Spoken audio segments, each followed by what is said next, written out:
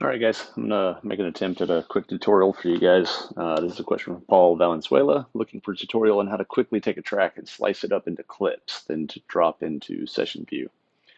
Um, so first off, I'm going to demonstrate exactly what he was talking about. I'm gonna drag one of my favorite Kaytranada tracks in here. I've already matched up the BPM to the song just for kicks. That's really not necessary based on the question he asked, but nonetheless, if you were going to do some actual work with this, you would probably want to do that.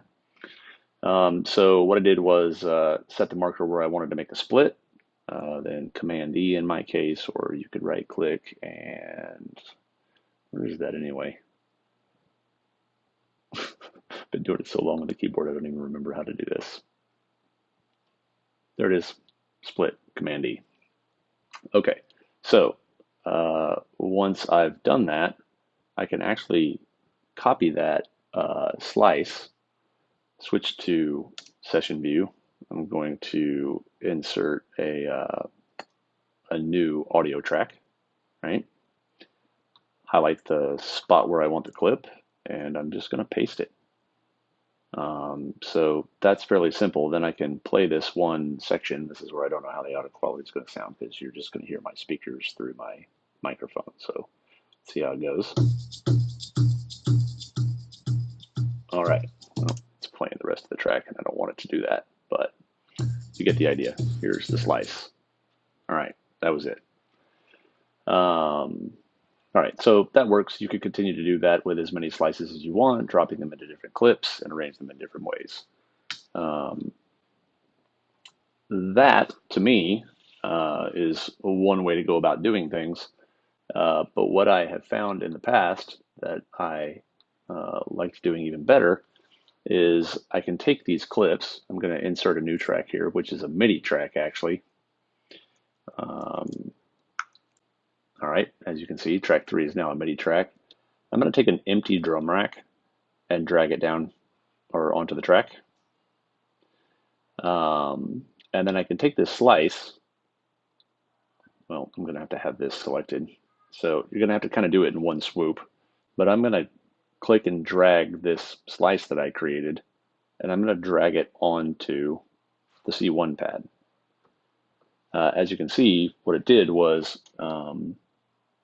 create a little simpler for me, like the drum rack does.